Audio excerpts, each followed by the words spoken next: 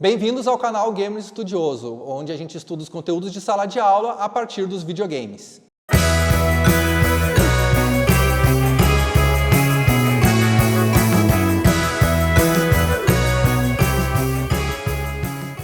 Bem-vindos! Estamos aqui no nosso projeto Gamer Estudioso, novamente para falar sobre jogos e estudo. E hoje a gente vai falar um pouquinho sobre história novamente, vamos trabalhar sobre a Primeira Guerra Mundial. E para isso a gente está aqui hoje com a professora Karina, Karina Martini, que é professora aqui também do campus Jaguari, professora de História.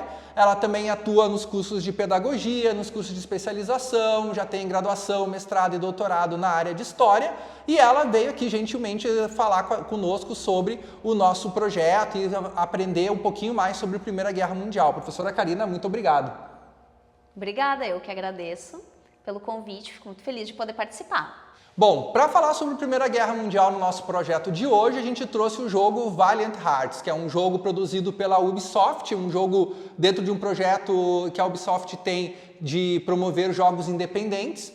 Ele é um jogo com um orçamento mais baixo, foi lançado no ano de 2014 e ele tem como seu pano de fundo a Primeira Guerra Mundial. Nesse jogo a gente controla o Emile, controlamos a Hannah, controlamos o Fred e ajudamos eles, auxiliamos eles durante a jornada da Primeira Guerra Mundial com diversos puzzles, diversas atividades que a gente tem que fazer dentro do jogo e durante o jogo nós passamos por diversas etapas e acontecimentos da Primeira Guerra Mundial. E o legal do jogo é que ele também vai nos trazendo, além da gente jogar o jogo, ele tem diversos elementos que nos auxiliam a estudar a história, compreender a história da Primeira Guerra Mundial, enquanto a gente está jogando o jogo da Valiant Hearts The Great War. Vale ressaltar que esse jogo, posteriormente, ele teve uma continuação que foi primeiramente divulgada apenas e publicada apenas para quem era assinante da Netflix, mas hoje ele está disponível aí nos canais da Ubisoft para a gente poder baixar e jogar, e ele já acaba pegando um pouquinho as partes finais da Primeira Guerra Mundial. Então é sobre esse jogo e sobre a Primeira Guerra Mundial que a gente vai conversar um pouquinho com a professora Karina, ver como que a Primeira Guerra Mundial aparece no jogo do Valiant Hearts, correto? E ver quais são os conteúdos e o que a gente pode aprender um pouquinho mais sobre a Primeira Guerra Mundial. Muito bem, então vamos começar aqui, dar início ao nosso jogo. Professora Karina, vamos conversar um pouquinho então os motivos da Primeira Guerra Mundial, por que aconteceu a Primeira Guerra Mundial, conta um pouquinho pra gente enquanto a gente vai jogando aqui o jogo. Tá ok, então. Bom, acho que uma das primeiras coisas que a gente está falando de jogo e está falando de Primeira Guerra, está falando de história aqui.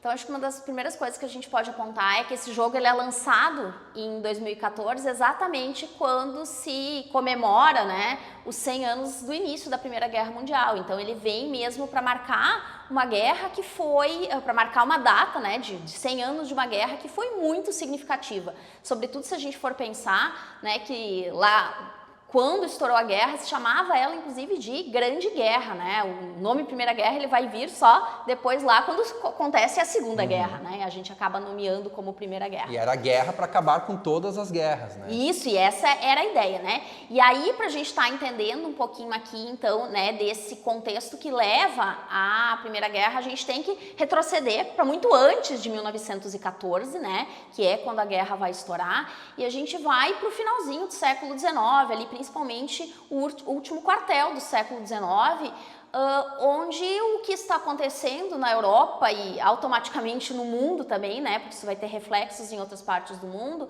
é a questão da corrida imperialista, impulsionada muito pelo processo da segunda fase da Revolução Industrial, Então, inclusive, as potências imperialistas são exatamente as maiores potências industriais da época, Então, na busca de recursos, na busca de mercado consumidor, de locais de investimento, de exploração, essas potências europeias vão estar investindo em outros continentes, como, por exemplo, a Ásia e a África. Então é nesse contexto, e é exatamente nessa corrida, nessa disputa que a gente chama de neocolonial, de busca de novas colônias. Aí vamos lembrar, o pessoal já deve ter estudado, talvez já deve ter ouvido falar lá da Conferência de Berlim, do qual derivou a divisão da África né, como domínios de potências europeias. Então é todo esse contexto que vai estar envolvido com a eclosão da Primeira Guerra lá em 1914. Porque exatamente essas potências europeias, né, que estão nessas disputas imperialistas, elas estão efetivamente disputando recursos, disputando territórios e com isso vão estar numa corrida armamentista, né, se armando, porque ficava muito evidente que, né, naquele contexto era possível e provável que uma guerra poderia estourar a qualquer momento. E a gente teve, né, do final do século XIX ali até o início, vários pequenos conflitos localizados que já prenunciavam sempre a possibilidade de uma guerra maior acontecer envolvendo essas potências. E a questão do nacionalismo, do grupo Mão Negra, porque aí acaba... Porque o interessante do jogo, ele já... Logo que a gente começa com o jogo ali, a primeira noção que aparece... A primeira imagem que aparece é o assassinato do Francisco Ferdinando, né? Mas o Francisco Ferdinando ele não foi morto simplesmente por um maluco que foi lá dar um tiro nele, né? Tem todo um contexto voltado para o nacionalismo, para a Sérvia. Conta um pouquinho sobre isso. Isso. Na verdade, quando a gente está pensando assim, né, em causas da Primeira Guerra, eu sempre trabalho com a ideia, assim, com os meus alunos, de que a gente tem um barril de pólvora, né? Que é todo esse contexto imperialista e que tem que acontecer alguma coisa para acender o pavio que vai estourar esse barril, que foi a morte do Francisco Ferdinando, então lá em 28 de junho de 1914. O que acontece, na verdade, aí é toda essa questão que tu traz aqui da questão do nacionalismo, ele está ligado com uma questão muito localizada, que ocorre ali na região dos Balcãs, né? Então pega toda aquela região ali da Albânia, da Grécia, que tem uma relação muito grande também com o imperialismo, com essas disputas entre as potências europeias, mas também com uma questão nacionalista muito forte. O que acontece? Aquela região lá, ela pertencia ao Império Turco-Otomano, né? Que entre o final do século XIX e o início do século XX começa a se desintegrar, né? Por uma série de questões. E com a desintegração desse império, né, aquelas regiões que estavam submetidas ao império, que é o caso da região ali dos Balcãs, algumas questões começam a surgir. Uma das questões é a questão que as potências europeias, né, que estão vivendo esse imperialismo, veem nessa região uma mina, né, uma mina de recursos, né?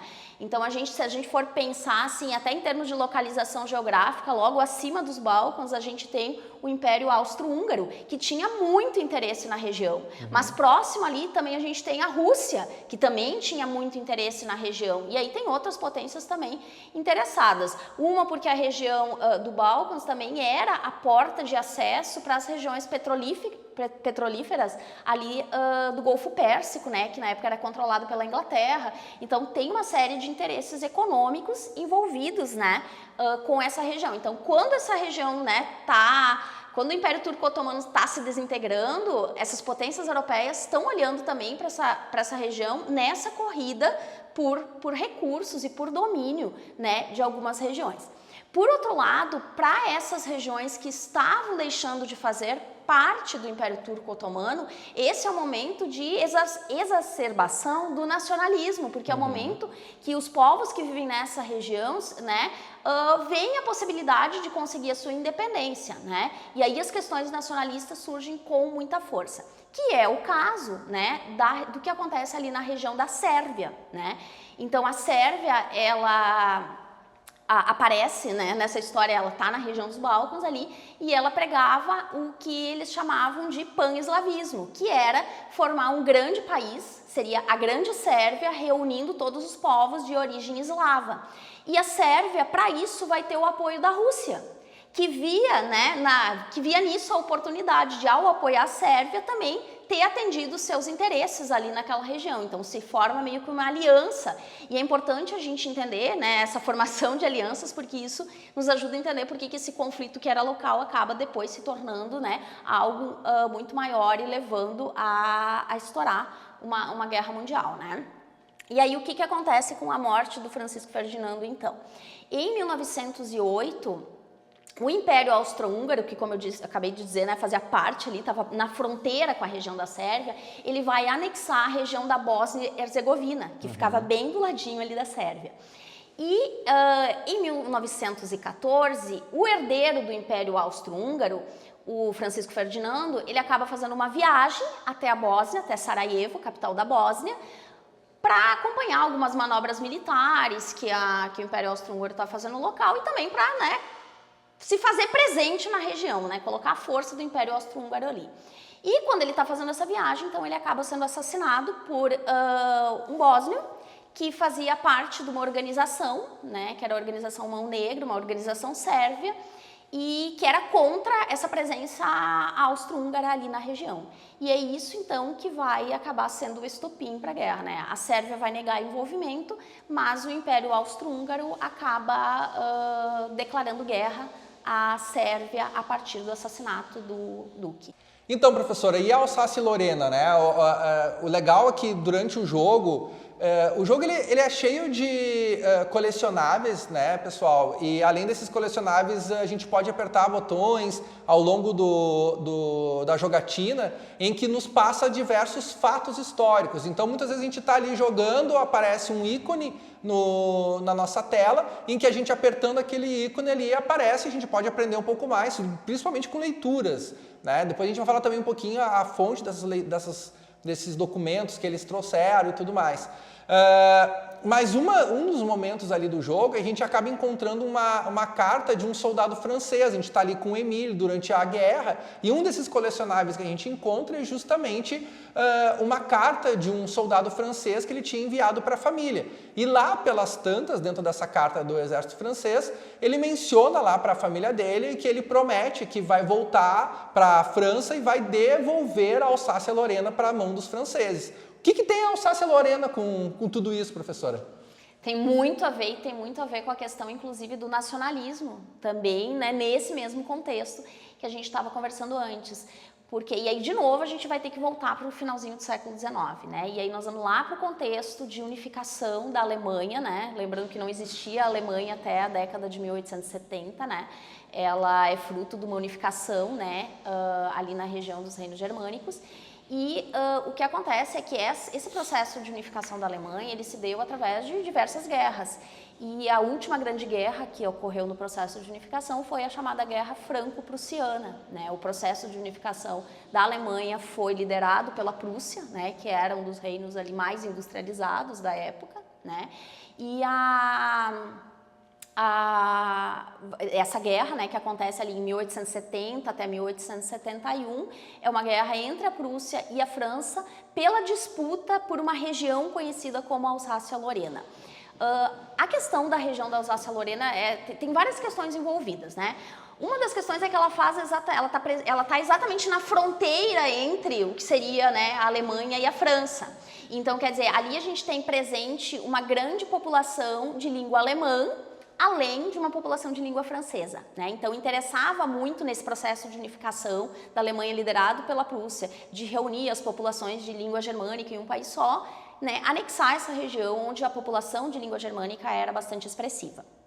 Além disso, essa é uma região também que ela era muito rica em minério de ferro, o que naquele contexto de segunda fase da Revolução Industrial era uma matéria-prima essencial, né? Então, dominar aquela região também era importante, é isso que vai fazer com que ali a Prússia e a França, né, disputem essa região. Então, a Alsácia pertencia à França, mas naquele momento a França perde a Guerra Franco-Prussiana e a Alemanha acaba anexando nesse processo de unificação essa região. E a França nunca aceitou isso, né? E aí aquele sentimento nacionalista, né, de um revanchismo francês surge nesse momento, e a França sempre objetivou retomar essa região, né, que ela dizia que era francesa, apesar de ter ali uma grande população de língua germânica.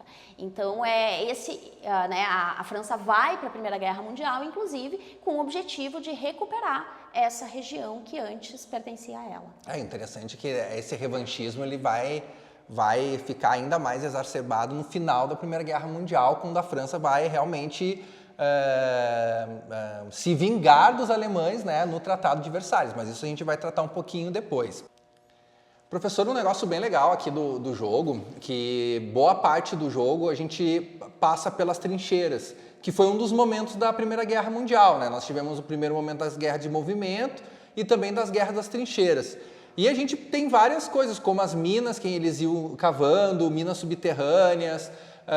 O que a gente consegue aprender um pouquinho mais sobre essas guerras de trincheiras? Isso, é bem como tu disse, assim, né?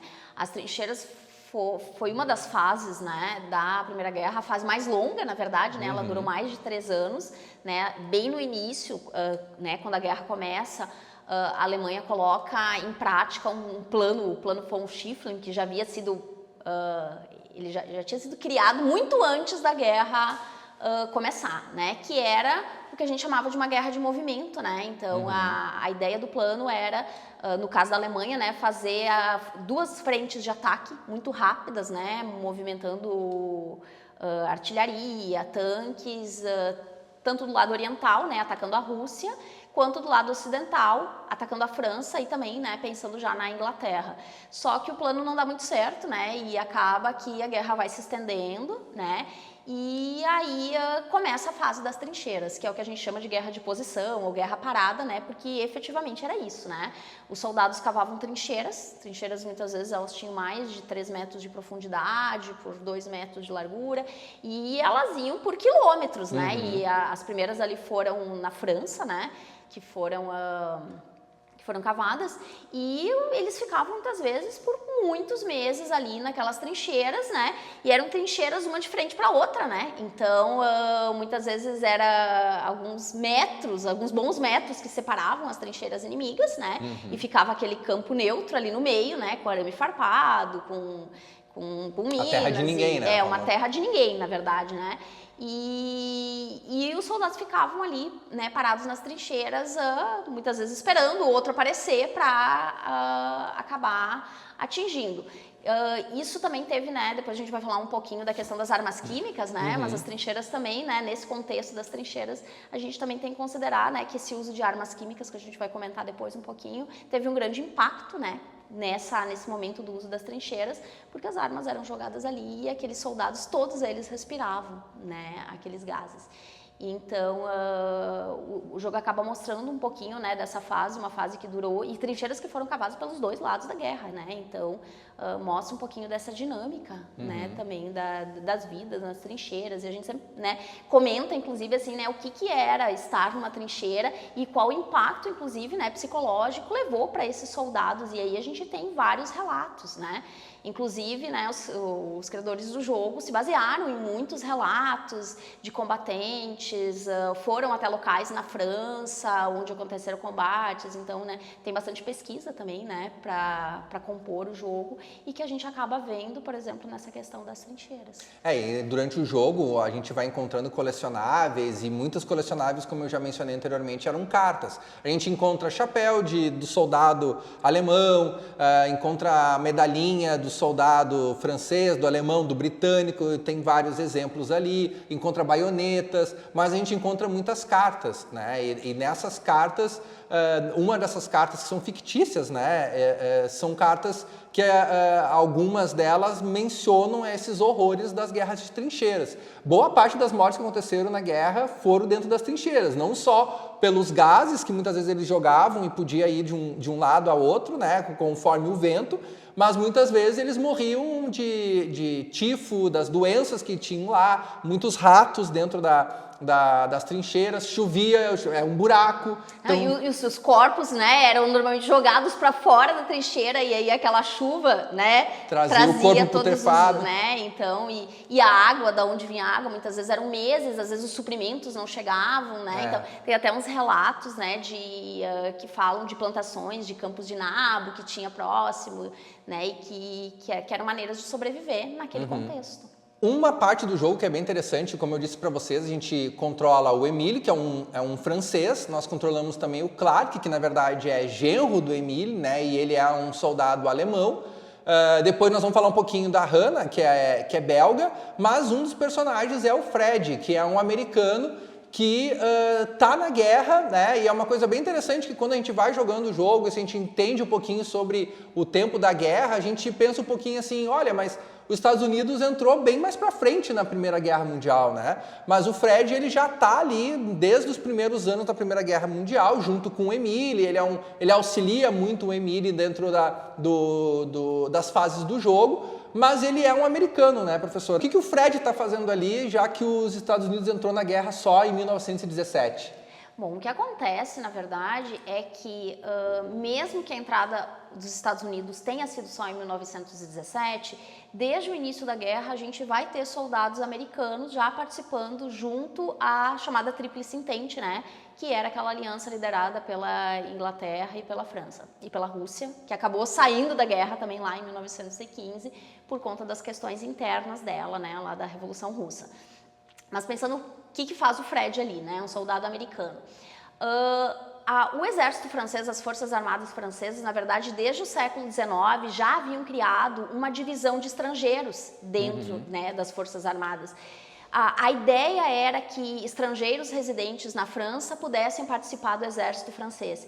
E é interessante a gente pensar que essa divisão do exército atuou muito nas lutas coloniais na África. Então, né, a França utilizou muito essa divisão estrangeira do exército para defender os seus territórios coloniais, né, na África, dentro de todo aquele contexto de divisão imperialista ali do final do século XIX e início do XX. E aí, quando começa a Primeira Guerra Mundial, né, essa divisão também vai estar atuando. Então, eles vão estar recebendo soldados estrangeiros, entre os quais soldados americanos. E muitos jovens americanos, né, acabaram indo para a guerra, né, vendo uma oportunidade, né, e se integrando à Primeira Guerra muito antes dos Estados Unidos entrar na guerra. É interessante também a gente pensar que dentro da própria Força Aérea francesa se criou uma divisão, né, que foi a Esquadrilha Lafayette, que foi criada durante a Primeira Guerra, que era exatamente uma esquadrilha formada por estrangeiros. E a maior parte desses estrangeiros eram pilotos norte-americanos que foram integrar essa esquadrilha. Durante o jogo a gente percebe que as motivações do Fred é lá com o Barão Von Dorf, né? A motivação dele para ele estar ali é principalmente para ele vingar a morte da esposa dele, que teria sido morta pelo um bombardeio alemão promovido pelo Barão Von Dorf.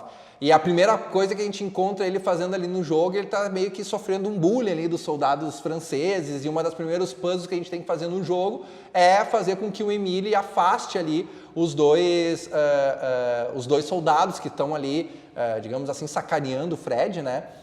E a partir dali eles criam uma baita de uma amizade que vai até o final do jogo.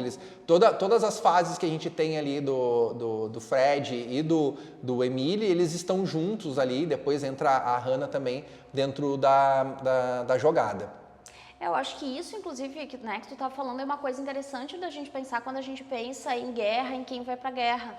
Porque muitas vezes não são sempre motivos nacionalistas que levam as pessoas a entrar para o exército, a querer ir para a guerra, né? Como no caso ali era um motivo muito pessoal, né? Da morte da esposa.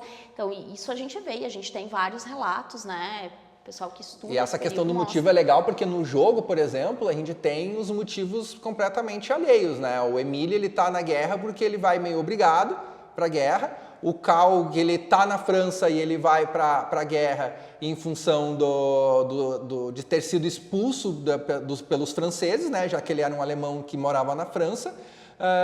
Mas, assim, a gente tem relatos e os documentos históricos mostram que muitos soldados eles foram felizes para a guerra, né? Porque ele fazia muito tempo que não tinha uma guerra na Europa, uma grande guerra de grandes proporções, e aquilo que a professora falou também voltada pro nacionalismo, todo mundo achava que era o maior exército de todos, que ia acabar a guerra e ia acabar assim, 1 ano no máximo, e acabar com a guerra. O que eles não contavam era justamente aquele equilíbrio de forças que acabou levando para a guerra de trincheiras, né? E é interessante pensar que essa questão do nacionalismo, né? Esses países, essas potências, elas já vinham trabalhando na população essa questão do nacionalismo. Então, a gente vai pensar na questão das artes, né? Da educação. Então, e esse é o momento que, né? Que todo aquele trabalho feito anteriormente vai aflorar, que é o momento que estoura a guerra e aí, né? Aí sim, algumas questões nacionalistas vão pesar muito para o pessoal ir para a guerra, além dos motivos aleatórios pessoais que fazem as pessoas irem para a guerra. Exatamente. Uma coisa bem interessante também do jogo é que lá pelas tantas a gente encontra alguns soldados indianos, né? Tem toda uma fase ali do jogo que a gente está dentro das trincheiras E a gente encontra soldados e a representação desses soldados aqui dentro da estética do jogo são soldados que estão usando turbantes e tudo mais. E um daqueles fatos históricos que a gente consegue apertar ali dentro do botãozinho, ou muitas vezes até apertando o Start, se a gente perdeu ali o momento do jogo que aparece o livrinho, a gente pode apertar o Start aqui e ir para os fatos históricos, e ali nós temos fotos, temos imagens e temos textos, né, todos elaborados para o jogo. Menciona a participação dos soldados indianos, que são soldados das colônias britânicas. Por que esses soldados estão ali? O que aconteceu para eles estarem ali, já que é uma guerra europeia dentro do território europeu? Uhum. Acho que uma das questões aqui para a gente entender isso, essa presença de indianos, e não só indianos, como também marroquinos, né, que vão aparecer ali, tem a ver exatamente com essa presença europeia em outros continentes, né, ocasionada pela corrida ali colonialista, né, do final do século XIX. Então, por exemplo, a gente vai ter a Índia, que vai estar sob domínio britânico. E aí, naquele momento de guerra, a Inglaterra vai mobilizar homens de suas colônias, né, para levar para a guerra. O mesmo vai acontecer ali na região do Marrocos. Inclusive, a região do Marrocos é toda uma questão complicada, né, que ela é Primeira Guerra já, né? A gente teve 2 grandes crises no Marrocos, porque o que aconteceu?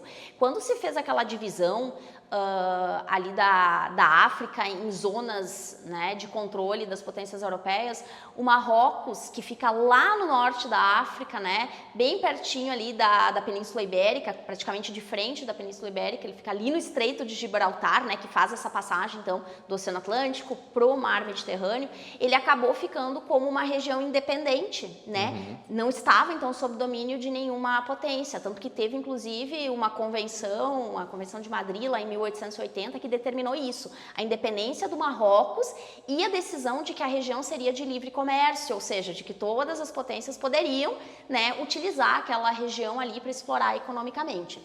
Só que o que acontece é que a França e a Inglaterra, elas vão ter algumas rusgas ali no início do século XX, pelo domínio inglês no Egito. E aí, né, a França entra em entendimento com os ingleses e deixa para a Grã-Bretanha o domínio do Egito, mas em troca, então a Grã-Bretanha acaba apoiando um maior domínio da França na região do Marrocos. E isso vai fazer, inclusive, com que a Alemanha não aceite. A gente vai ter, né, ali 2 momentos muito fortes, 1905, 1911, de disputas muito grandes inclusive guerra ali entre França e Alemanha. Mas a França consegue estabelecer a sua presença forte ali na região do Marrocos, o que vai fazer com que ela leve marroquinos para lutar na guerra também, né? Então é exatamente essa presença dessas potências, grandes potências europeias na Índia, no Marrocos, é que explica por que no jogo a gente vai ter soldados, né, lutando ao lado ali da Tríplice Entente, soldados de outras regiões. E a Hannah, professora, porque uma das personagens é a Hannah, ela tá atrás do pai dela, que dentro do jogo é o químico responsável pelos gases, né, que estão sendo utilizados na Primeira Guerra Mundial. E ela está buscando o pai dela, que, enfim, teria sido sequestrado pelo Barão von Dorf. Então, são 2 histórias que se cruzam, a do Fred e da Hannah. Mas a Hannah é belga. Inclusive, a gente encontra ela meio de surpresa durante o jogo. E depois o jogo faz um flashback, a gente vai voltar lá para entender por que a Hannah está na guerra. E a Bélgica nessa história toda? Então, a Bélgica é uma história bem antiga, na verdade, a gente fala muito de história aqui, né? Vocês já perceberam. A Bélgica é uma questão bastante antiga nesse processo, né? Porque, na verdade, a Bélgica era parte do território do que seriam os Países Baixos, né? E lá no século XIX, ela conquistou a sua independência, né? E dentro do processo de independência, né, ela conquista e tem o reconhecimento da independência pelas principais potências europeias, e há uma espécie de tratado que falava do respeito à neutralidade da Bélgica em caso de conflito. Então, estava estabelecido naquele tratado que a Bélgica seria neutra em caso de algum conflito. Tanto que é interessante a gente pensar que a Inglaterra vai vai entrar na guerra, né? A declaração de guerra da Inglaterra, lá em 1914, ela se dá quando a Alemanha invade a Bélgica, ferindo essa cláusula da neutralidade, né? E por que a Alemanha invade a Bélgica? Porque a Bélgica ficava exatamente no caminho de entrada para a França, né? Então, naquele plano von Schieffelin lá, da guerra de movimento, a ideia era invadir a França indo pelo norte, então passando pelo território belga. Os alemães meio que pedem assim, autorização, a Bélgica não permite e eles simplesmente invadem, né? E é interessante que foi exatamente em território belga que aconteceram muitas assim das batalhas mais cruéis, inclusive em relação ao tratamento aos civis, né? Que foi dado, assim, foram muitos massacres feitos como retaliação a essa não permissão que a Bélgica tinha, né, que ela tinha negado, então, né, a permissão que tinha negado à Alemanha. E aí a Hannah aparece, né, ela faz a gente exatamente lembrar disso, né, é interessante pensar que ela é uma enfermeira, né, então, inclusive a gente pode fazer um link, assim, com toda essa questão, né, de como a população civil sofreu muito com esse contexto da invasão. E tanto que os primeiros, a gente vai falar daqui a pouquinho, né, das armas químicas, o uso das armas químicas se deram muito, né, em território belga, nas trincheiras. E no caso da Hannah é interessante que toda a história da Hannah, depois quando ela se desenvolve, ela encontra o Fred e o Emile num carro, e aí lá quando o jogo faz todo um flashback com relação a isso, a gente entende que ela chega ali porque ela tá num dos táxis, ela rouba um táxi dentro do jogo, que era uma forma como os belgas estavam deslocando soldados para o fronte de batalha. E isso, tanto quando aparece a cena do jogo, a fase do jogo que a gente está controlando a Hannah, e aparece ali no fundo da fase vários táxis andando ali com vários soldados, e aparece também nos fatos históricos, aparece ali quando a gente aperta o botão, aparece que os táxis foram a principal forma de deslocamento desses soldados belgas para o fronte de batalha, né? Inclusive é uma boa parte da fase que a gente vai fugindo ali de alguns bombardeios, a Hannah está pilotando esse táxi, né? Bom, falando um pouquinho da Hannah, como eu disse anteriormente, ela está em busca do pai dela, que foi sequestrada pelo Barão von Dorf na história do jogo, e o Barão von Dorf está com o pai dela justamente porque é ele que criou a tecnologia para os gases, certo? E além dos gases, nós temos outras tecnologias que foram desenvolvidas a partir da Primeira Guerra Mundial, né? Não só desenvolvidas a partir da Primeira Guerra Mundial, mas que foram aprimoradas na Primeira Guerra Mundial para serem utilizadas para o confronto bélico. A gente pode falar aí dos aviões, né? Mas no jogo a gente vê principalmente duas tecnologias. Uma delas é o gás, como a gente mencionou aqui, e a outra é o Zeppelin. O que a gente consegue aprender um pouquinho sobre os gases da Primeira Guerra Mundial ali, voltado para a história do jogo, professora? Então, os gases, né, eles vão ser usados pela primeira vez como arma química de guerra, né, durante a Primeira Guerra Mundial. E, assim, um dos grandes objetivos, inclusive, do uso dos gases foi naquele contexto de guerra de trincheira, né, acabar com as guerras de trincheira e voltar para a guerra de movimento. Era uma tentativa, né, então, de dar uma guinada de novo na guerra. Mas o que se sabe é que se usou muitos gases diferentes, né? O cloro foi o primeiro utilizado, né? Se calcula aí mais de 120 toneladas de cloro, né, sendo usado, e depois ele vai ser substituído pelo gás mostarda, né, que depois também, né, acabou sendo usado em outras guerras também. E é interessante que o gás mostarda, inclusive, ele era, assim, no sentido...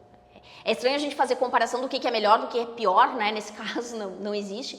Mas a questão do gás mostarda é que você não precisa nem inalar ele, né? Ele, pelo próprio contato, e ele ultrapassa, inclusive o couro ultrapassa.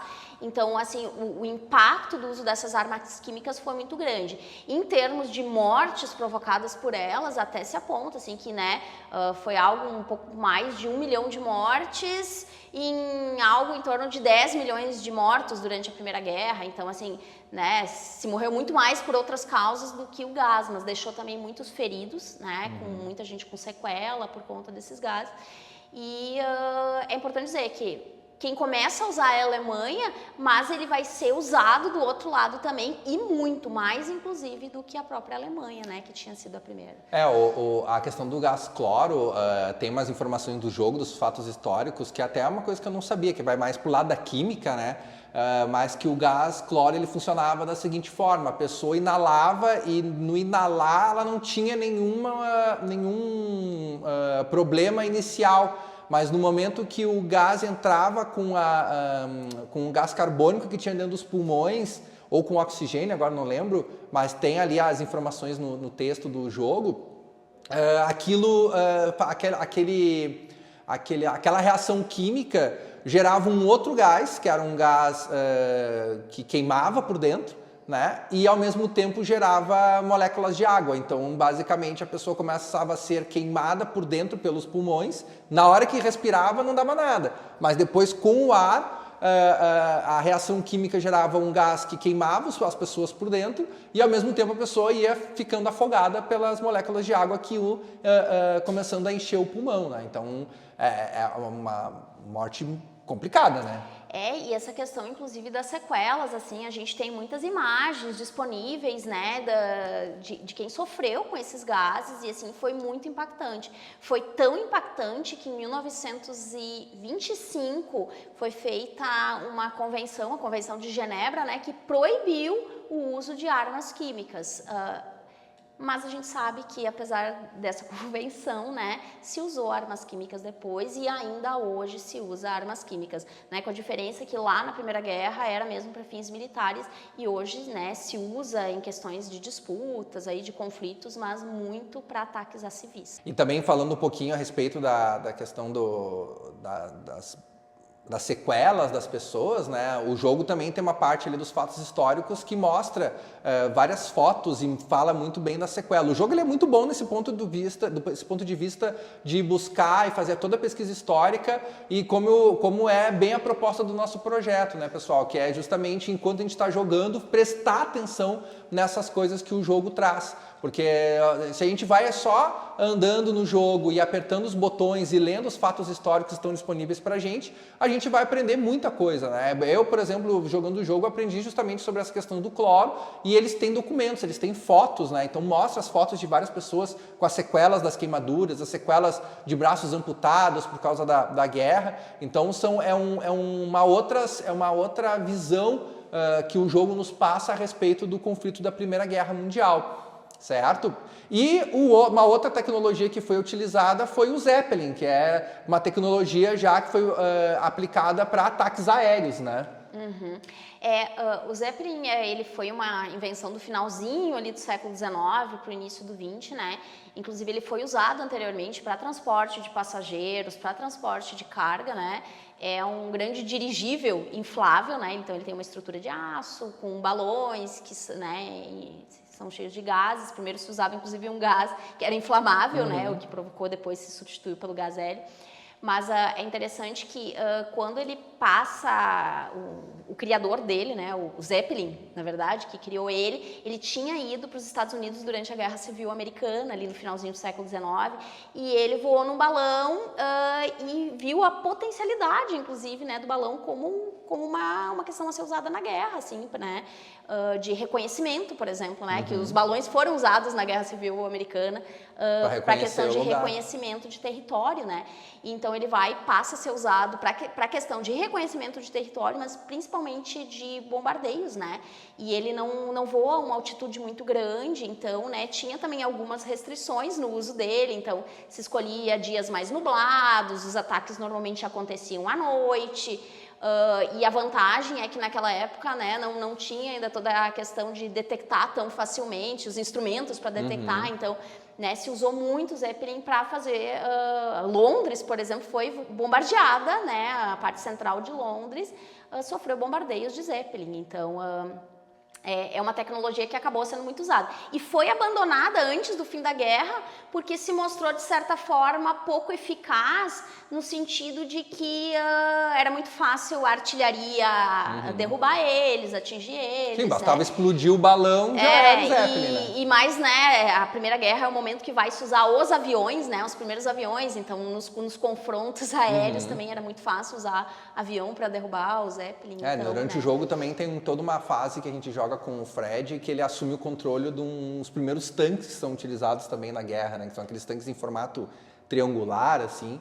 E tem também dentro do jogo a gente consegue encontrar informações de quando que eles foram utilizados, por que foram utilizados, qual é a diferença daquele tanque ali, principalmente a questão do trilho ali, que é para as rodas, para poder andar em terrenos, depois que está tudo devastado, só o tanque passava em algumas áreas ali também, né? Então o jogo também traz essas outras informações numa das fases que a gente está jogando com o Fred e a gente assume o controle de um tanque. É interessante a gente pensar como, né, o significado disso, né, para aquele contexto. Quer dizer, a Primeira Guerra, ela trouxe essa série de tecnologias novas que nunca antes se tinha visto em outras guerras, né? Que nem eu falei do caso, né, dos aviões, balões já usados na Guerra Civil Americana, mas era só para reconhecimento, não eram como armas de guerra. Então, aqui na Primeira Guerra, a gente vai ter uma série de tecnologias sendo utilizadas exatamente com fins bélicos, né? Bem essa fase que a gente está aqui agora no momento aqui, que tá com o Fred, tá lá o Barão von Dorf, e aí ele assume depois o controle, né? Ele tá em flares ali, ó, tá aqui o tanque, ó. E aí tu assume o controle, e aí tu vai andando, tu pode tirar as bombas e tal. E aí também tem os ataques dos aviões ali pra derrubar ele, né? Uma coisa que eu tenho que fazer, que eu não consegui fazer agora, é derrubar o avião, mas tudo bem, certo? Professor, um negócio que é bem legal aqui do jogo, porque ele é localizado no português do Brasil, então ele tá todo legendado, todos os textos eles estão em português, né? E lá no início do jogo, um dos fatos históricos, e pelo que a gente pôde pesquisar e perceber, isso varia conforme cada região, né? Então se ele está localizado numa outra língua, ele tem coisas diferentes. No caso aqui do Brasil, ele traz várias informações sobre a participação do Brasil na Primeira Guerra Mundial. Então, logo no início do jogo ali, um dos primeiros fatos históricos que a gente encontra é sobre a participação do Brasil na Primeira Guerra Mundial. Embora não tenha nenhum soldado brasileiro, não apareça nada do Brasil ali durante o jogo, é legal que tem essas informações, né, dentro do jogo, então a gente consegue aprender um pouquinho sobre essa participação. O que a gente pode falar um pouquinho sobre essa participação do Brasil na Primeira Guerra? Então, o Brasil participou da Primeira Guerra Mundial, né? Inicialmente, né, quando a guerra começa, o Brasil declara neutralidade. E aí a gente precisa entender isso dentro de um contexto, inclusive, de uma questão econômica para o Brasil, né? A Alemanha era a principal parceira comercial do Brasil na época, seguida pela Inglaterra e pela França, né? Então, aderir a algum dos lados também, né, significaria estar contra o outro lado, que seria também um importante parceiro comercial. Então, o governo brasileiro decide, né, pela neutralidade, e isso, em grande parte, vai desagradar alguns grupos. A gente tinha, né, 3 grupos muito definidos do Brasil na época, assim, né? Havia um grupo muito forte que pressionou, né, e foi o grupo que ao fim levou a melhor, né, pressionou pela entrada do Brasil na guerra ao lado da Tríplice Entente, então, né, da França, da Inglaterra, seguindo o exemplo dos Estados Unidos, que entrou lá em 1917. Havia um grupo que pressionava pela entrada do Brasil ao lado da Alemanha, né? Era um grupo bem menos forte, mas existia.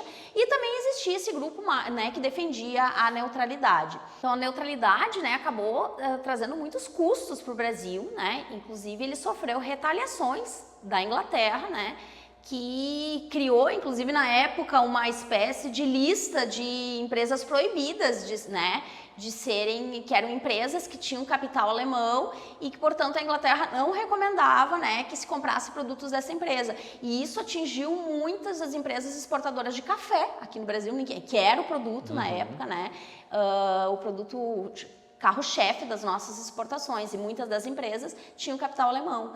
Isso gerou até uma crise. Essas empresas pediram para o Itamaraty entrar em contato com os cônsules ingleses para tentar, né, intervir nessa questão. Mas acontece que o Brasil fica, então, por bastante tempo, né, nessa posição de neutralidade. As coisas mudam a partir de 1917, né, inclusive com a entrada dos Estados Unidos. Vale a gente também dizer que, assim, essas retaliações que o Brasil acaba sofrendo por manter a neutralidade acabou aproximando muito mais o Brasil dos Estados Unidos. E aí quando o Brasil ali, quando termina a Primeira Guerra, as décadas de 20, os Estados Unidos se tornam o principal parceiro comercial do Brasil. Então é uma das consequências desse contexto, né, também, e dessa adesão à neutralidade. Mas como eu estava dizendo, a situação muda um pouquinho a partir de 1917, quando a Alemanha começa a bombardear, fazer meio que uma guerra de submarino e bombardear navios que levavam mercadorias, né? E aí é nesse contexto que os Estados Unidos acaba aderindo, né, à Tríplice Entente, entrando na guerra, pressionando inclusive países da América Latina para fazer o mesmo, né, seguir o mesmo caminho. O Brasil logo não entra, e o que vai acabar fazendo o Brasil entrar na guerra decidir pela entrada em 1917, é o fato de que o Brasil vai ter vários vapores que vão ser bombardeados por submarinos alemães, né? E também a gente tem uma questão política envolvida nessa decisão, que acontece ao mesmo tempo desses bombardeamentos de navios, né? Até mais ou menos maio, se não vou errar o mês aí de 17, a gente tinha um ministro de Relações Exteriores no Brasil, que era o Lauro Miller, que era de ascendência germânica. Então ele, à frente do Ministério das Relações Exteriores, ele defendia a ideia de neutralidade. Só que na opinião pública brasileira, na imprensa, era muito forte a pressão, principalmente depois da entrada dos Estados Unidos, para o Brasil entrar na guerra, né? E então, nesse contexto, o Lauro Miller acaba deixando o cargo e entra o Nilo Peçanha, que era mais daquele grupo que estava a favor da entrada no Brasil ao lado da Tríplice Entente. Então, essa mudança no setor político também pesou muito para a entrada do Brasil, né? E aí, como eu disse, assim, isso significou, inclusive, uma aproximação muito grande com os Estados Unidos, né? O Brasil vai para a guerra, ele vai mandar uma divisão naval, vai mandar oficiais da aeronáutica, né? Vai mandar uma missão de enfermeiros, médicos. Que era o principal, né? Que era o principal. Inclusive, essa divisão, né, essa ajuda médica, ela vai atuar muito depois da guerra, inclusive auxiliando os feridos na guerra, né? É interessante pensar que a divisão naval chega, né, no destino dela lá um dia antes do fim da guerra. Então, assim, em termos militares, até se a gente for comparar com a participação do Brasil na Segunda Guerra Mundial depois, foi muito inexpressiva a participação do Brasil em termos militares na Primeira Guerra, né? Mas toda essa ajuda em termos médicos foi muito importante e seguiu pós-guerra, né? Acho que uma outra coisa que vale a gente considerar também e pensar aqui, né, dessa participação brasileira na Primeira Guerra, é o fato de que o Brasil foi o único país da América do Sul a participar na guerra, né? Muitos países chegaram a romper relações diplomáticas com a Alemanha, mas efetivamente não entraram na guerra, só romperam as relações, não fizeram declarações de guerra, né?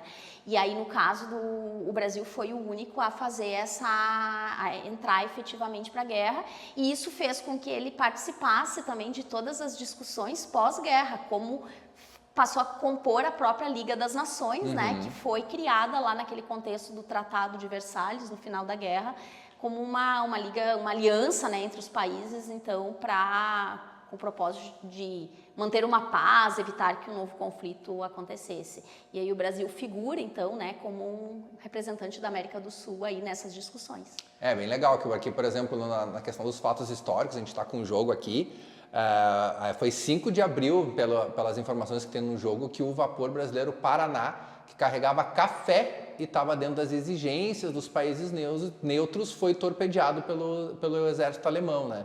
Então aqui já é uma parte que tem no jogo, como eu disse para vocês, que mostra o fim da neutralidade brasileira. É claro, né, pessoal, tem um texto curto ali, mas mesmo assim a gente consegue aprender um pouquinho a respeito dessa presença e a neutralidade brasileira e a presença do Brasil na Primeira Guerra Mundial. Legal que a professora mencionou aqui pra gente é que O Tratado de Versalhes ele é no final da Primeira Guerra Mundial, mas o jogo Valiant Hearts ele vai só até 1917. É interessante a gente pensar que o jogo ele teve uma continuação, que é um segundo jogo que foi lançado há uns 2 anos atrás, como eu mencionei no início do nosso vídeo, e aí ele pega assim os 2 últimos anos de guerra.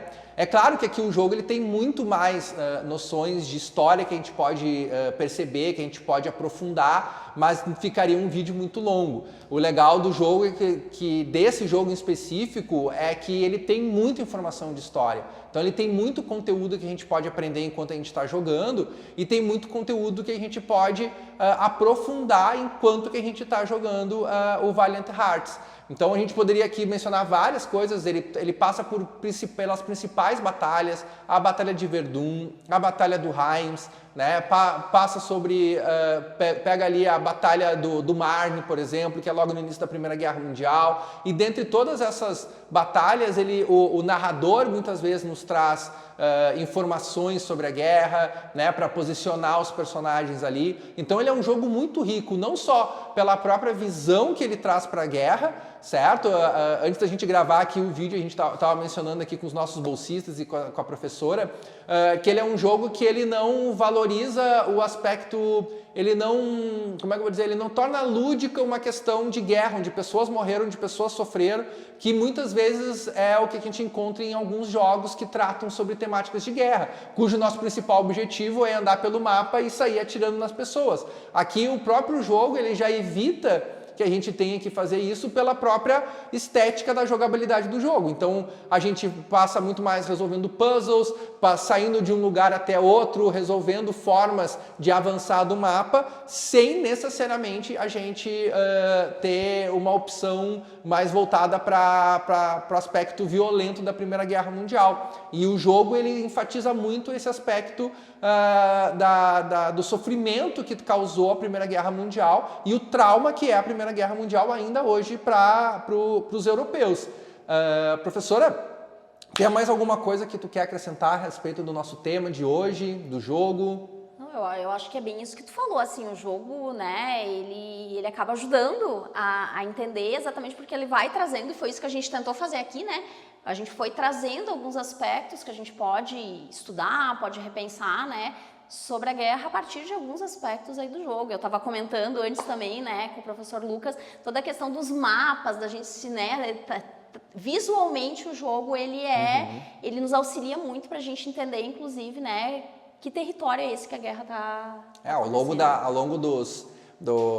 das animações que tem no jogo, ele mostra o mapa, então a gente consegue se localizar onde foram as batalhas, onde que estão os personagens. Ele realmente é um jogo muito rico. A primeira vez que eu joguei ele, para ser muito honesto com vocês aqui do projeto, foi jogando ele que surgiu a ideia do projeto, né? Porque ele é um jogo muito rico, que nos traz bastante conteúdo, que é bem a proposta do nosso projeto Gamer Estudioso, que é a gente pegar conteúdos de videogame, que muitas vezes a gente está jogando ali e a gente pode passar batido, e a gente vê o que a gente consegue aprender com os jogos. Professora, muito obrigado por participar do nosso projeto hoje, pela entrevista, pelos ensinamentos que trouxe. Espero que você também tenha gostado de participar. Certo? A gente agradece também a todos vocês que tenham assistido e até uma próxima oportunidade que a gente vai trazer algum outro jogo para ver o que a gente consegue aprender dos conteúdos de sala de aula. Tchau, tchau!